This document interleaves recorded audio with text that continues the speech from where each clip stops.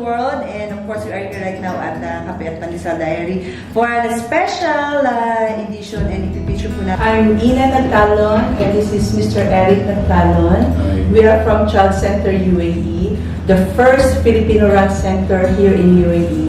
Actually, this is established 2013 and catering to helping children with special needs and learning disabilities. Actually, sa Child Center UAE. Alright. Child Center UAE started last October 2013 to be exact. And it was founded by me and my wife. During that day, in 2013, we only had 2 therapists during that time.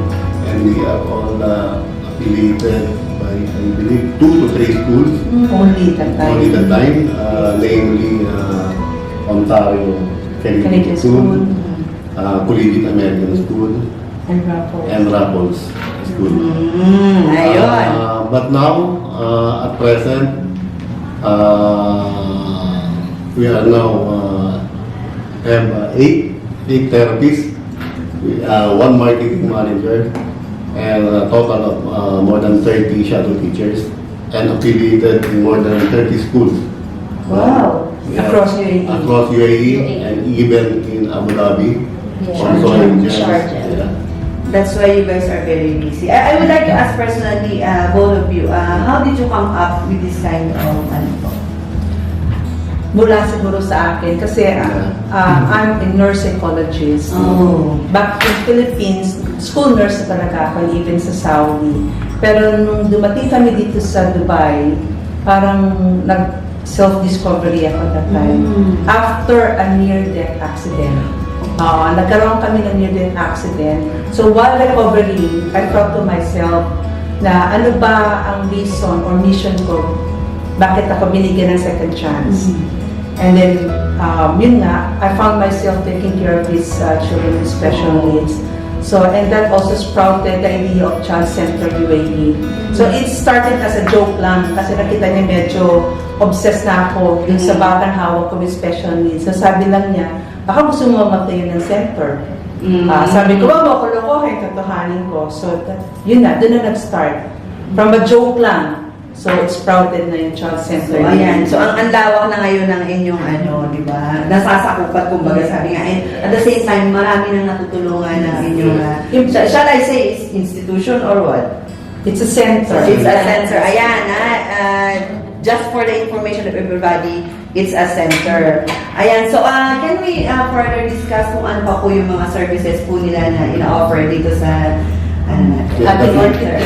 Ayan, so introduce muna natin ang ating sarili, ma'am.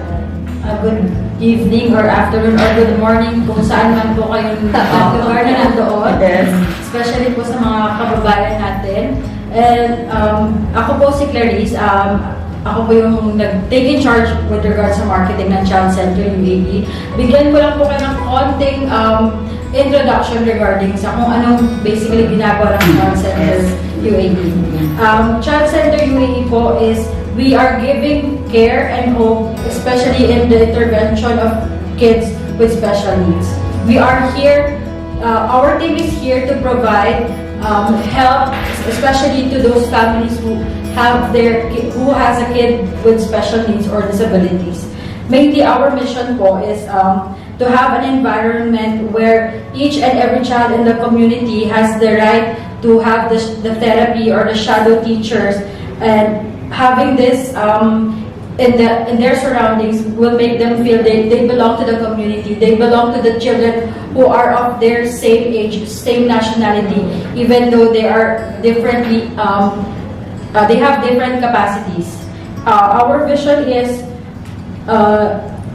to see every child not through their inadequacy, but what they are capable of giving back to the community.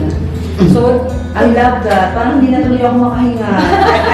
I love children. So, to proceed po with the services we are offering, we are currently supplying, or not just supplying, we are providing shadow teachers, or what we call now learning support assistants.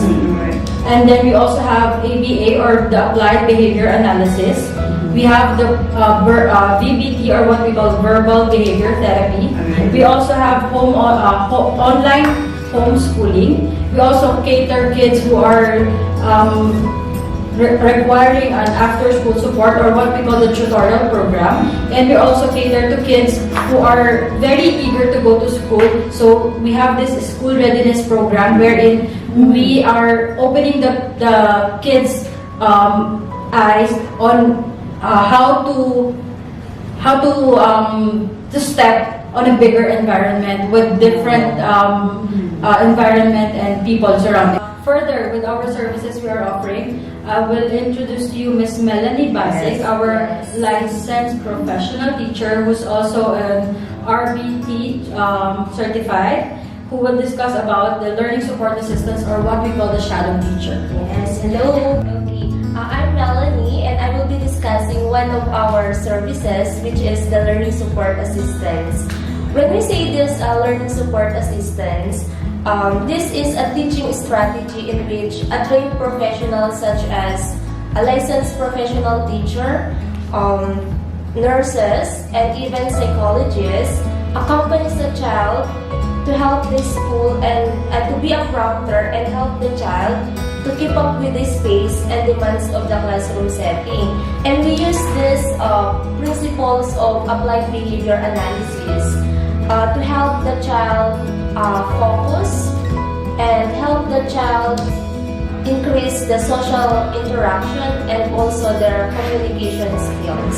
So that's the benefits of having a learning support assistance. Yes. Okay, great. So ito ma'am, all of you are all licensed in this field? Yeah, I am a professional teacher turned into registered behavior technician here in UAE. So ano yan, kumuha kayo dito ng license? Yes. Because mostly, like yung mga nurses, they are taking exam here to be accredited by the government. Information lang po. Mostly our shadow teachers are either nurses or teachers or special education teachers from their home country. Yeah. Most of them came from the Philippines. We also have learning support assistants who came from India, Sri Lanka, Pakistan, depending on the request or the needs of the clients. This Mr. John Gilbert Valdez, who is a licensed professional teacher, who will discuss regarding our ABA, or the Applied Behavior Therapy, and the Verbal Behavior Therapy. So, good day to everyone. So, my name is Mr. John Gilbert Valdez. So, I'm a licensed professional teacher and a SPED teacher for the longest time also, way back in the Philippines. So, I will discuss regarding the ABA therapist services of Child Center UAE. So, before we start, let's know what is ABA therapy first. What is applied behavioral analysis? So, applied behavioral analysis is a methodology used on a one-on-one basis in order to correct certain behaviors of a child or a child with special needs. So, in this way, yung behavior ng mga bata na kailangan i-correct in order for them to fulfill their needs or their doing inside the classroom or in the school is magawa nila ng maayos. Because if the behavior of the child doesn't been changed, talagang mahihirapan silang makapag-coordinate or mahihirapan silang mag-perform well sa society natin. So here in Child Center UAE, we give ABA therapy to children who needs it. It's a one-on-one therapy, mostly a maximum of 1 hour every session. Yeah, 1 hour and 30 minutes. 30 minutes. Yeah. So, one of the methods to support the persons with autism and similar disorders is in 6 ways. This one is to increase the desired appropriate behavior, to teach new skills, to maintain the good behavior and change the behavior that's not needed, and to generalize the transfer of the behavior and restrict the narrow conditions under interfering behaviors, and then reduce, meaning babawasan natin yung mga hindi kailangan na behavior. So, one-on-one siya. together with the child. Yeah, Meron tayong school we use setting the din. discrete trial training Okay. in doing that applied behavior analysis. So, what do you mean by this child training? It's a one-on-one. One-on-one din siya. Teaching. So, it's like you're introducing a new concept. Yes. It's not generalized first. In this child training, hindi mo siya ibibigay ng as a whole. So, hihimay-himay mo muna siya. For example, like washing the hands. You're not gonna teach the child to wash hands again. So, you're gonna make him, teach him first. Shaping muna. Conditioning up until malaman niya, oh, it's a washing the hands. So, that's this child training. So, what's the ABA means? So, it's a one-on-one. Again, it's a one-on-one every 1 hour and a half to train the child for the behavior. And also we use the NDT, the NET, the Natural Environmental Teaching also. So next is the Verbal behavior. verbal behavioral therapy. So in here, it also part of the ABA, but mostly used to those students or child clients that we have that lacks of speech. Communication. In here, if in ABA we target the behavior, in VBT we target the behavior that hinders the speech of the child. Yes. So tinitrain po natin yung behavior na mag-i-enhance ng pananalita niya. Yeah. So mostly here yung this is another way of speech therapy po sa mga bata. So those are one of our services here in Child Center. And to add up pala, Ms. Evie, dito sa center namin, one of our center's mission is to reach as many people as we can, especially Filipino parents, and to spread awareness. And the reason for this is, if ever yung mga parents makakita ng mga red flags sa mga anak nila, don't hesitate to get in touch with us kasi we provide a free assessment. So yun yung maganda sa amin. Free to, wala po itong bayan. Ibinibigay po namin free initial assessment. Doon po sa assessment, it's more on the behavior. And then if ever talaga na kailangan sila ng help ng isang developmental pedia, doon namin recommend na magpapansol na sila sa developmental pediatrician. So again, nagpo-provide kami ng free assessment, hindi lang sa ibang lahi, especially sa mga Filipino parents. So do reach out sa Child Center UAE. A while ago, ma'am, about this red flag. So, can you give examples of those red flags na baka hindi natin alam, yung mga anak pala natin are ganun. 1:59. 68. Here in UAE, But no, mostly Boys. Boys talaga Okay. siya. So, ano ba yung red flag na sinasabi? Sige. So Mga signs. one of the red Signs. flags that na meron tayo to know sa mga bata is yung sa communication and socialization. Yung wala silang eye contact. Yes, It's number one. Yung eye contact. Then they doesn't give emotions. Wala talaga silang inilalabas sa emotion. Kahit sobrang happy yung paligid. Sila, it's just flat lang sila. Flat happy lang sila. Then, lack of communication din talaga to other people. They seldom isolate themselves kasi rather than joining other people. Then, yung meron po tayo yung repetitive behaviors. Like yung flapping of heads, Yeah. and then tiptoeing, like that. Yeah. And lining of So, ito pala ay, it's not part of mannerism. It's Yeah. like a red flag. Okay, that's good to know. So, yun yung mga mostly basic na kailangan common na red flags sa Saka yung yung playing ng toys inappropriately. Okay. Like for example, yung toy car, lalaruin niya yung gulong lang. Babalik na rin, tapos gulong lang iikutin. So, yun yung ibang mga signs. Or kaya yung remote ng TV, yung battery lang, kung talaga nilang gusto nilang tanggalin. Okay. They're very specific to one thing lang.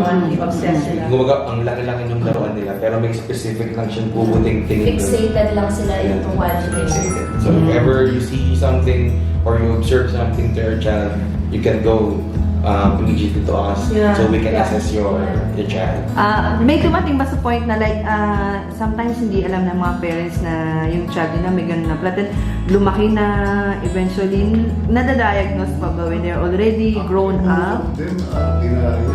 Yun po. Oh. So, our parents are in denial. Kasi yung thinking nila na parang hindi nila matanggap na yung anak nila is iba. So, doon po kami pumapasok to open their mind na you have a different child, different in a way na same din sila sa ibang kid. They're a gift from God. However, they have just a different capability compared to the normal child. So, yun po yung tinatarget namin na ma-broaden yung pag-iisip ng mga tao, especially dun sa parents na hindi nila matanggap na yung anak nila is meron talagang something na kailangan ng further assessment. Meron naman dyan, hindi naman in denial. Para ang isip nila, delayed lang. Okay. Delayed lang. Ay, yung pamangkin ko kasi, nagsalita, 4 years or 5. Ganyan din yan, delayed. Pero yun na nga, early intervention is still the best. Diba? Kaya talagang inaano namin sila na maging aware sila sa mga symptoms. Kasi kung sasabihin mo lang na delayed sila, tapos hindi naman pala talaga yun ang reason, so masyado nang malayo yung hahabulin natin sa bata. Nakakaawa naman. So, yun din yung reason na kaya ito din yung mission talaga na center namin, to spread awareness. Even lang sa social media, ma-reach out namin sila, gagawin namin. Or any way we can, ma-reach out na namin itong mga parents na ito gagawin namin. Yan ang Child Center UAE. That's why to add up po, we provide free assessment. So, to those parents na or you don't have the time para dalhin yung anak nila sa specialist. So, we are the ones who are reaching them out. That's why we offer this free assessment din po. At ma'am, kami yung pumupunta sa bahay. Ayun, that's what my second question is. It's gone, no? Ayun, oo. So, yun pala yung ginagawa niya. So, what they need to do kung gusto nilang magpa-assess sa inyo? So, any numbers that they need, anong unang step nilang dapat gawin? Okay. First of all, pag napansin niyo po yung mga red flags na na-mention ni Mr. John and Miss Melanie, please po, do not hesitate to contact Child Center UAE as we will be more than happy po to visit you. Kahit nasaan pa po kayo, Sharjah, Abu Dhabi, kahit saan sulok pa po kayo ng Dubai, pupuntahan po namin kayo para i-assess yung anak ninyo. And then, just visit po the www.childcenteruae.com or you can drop an email po to information@childcenteruae.com or you can reach us at 04-420-5710. Wala pong mamimiss na tawag nyo. Isang ring pa lang po sasagutin natin yan. Ayan. And any other information that we can share? And in terms of cost, I believe we are very competitive compared to other centers is because yun na isa rin namin na mission is to reach especially yung mga kababayan natin ng Pilipino na minsan alam naman namin yung ganitong Condition is napaka expensive para sa mga parents. That's why nag-come up kami sa costing na almost half Compared to other centers. We can say po now, we are one of the lowest service provider when it comes to this kind of services po in the UAE. And then the quality of service. And as mentioned din po, we are not here just for the income. We are here to contribute to every children's development and progress in the community. For everyone na nagdadalawang isip at naging denial, we do understand kung saan kayo nanggagaling. We do understand that you're a parent that wants the best for your child. So kami rin po dito sa Child Center UAE, we're also partly parents of everyone, of every child with exceptionality and needs. We are parents na gusto rin is what's best for them. So whatever it is, kung makita nyo yung mga red flags, please don't hesitate. Kasi po, para po ito sa mga anak nyo. And we're here, every one of us here in Child UAE, each one of us is very willing to help for the progress and development of your child. So don't hesitate po. So we're very welcoming to provide anything that you want for your child. Yes. And also in addition po, yeah, just what Mr. Jan told a while back, don't hesitate to contact us. We are here to help your child. Po, yun lang po. Thank you. And yun nga po, as mentioned by our two therapists, Child Center UAE is more than willing and more than happy to give you a support, a helping hand. And please, if you see those red flags, don't be alarmed. Don't be alarmed na agad-agad ma-alarm na kayo, naisipin nyo, yung anak ko ganito. No, that's why we're here po. So you can just contact us anytime. Then we will come po to see if we will see those red flags. And then that's the time po na malalaman natin if yung condition nga po ng anak nyo requires the services that we offer. Okay, I sincerely hope that we could inspire you and impart you with something that will not only make the lives of these special children better, but mainly to make the lives of these little ones be somehow better. And lastly po, again, lalong-lalo na po sa mga kababayan natin, gusto po namin kayong malis sa aming maitutulong sa inyo. So, tawagin niyo lang po kami at tutulungan po namin kayo para sa inyong mga anak. Maraming salamat.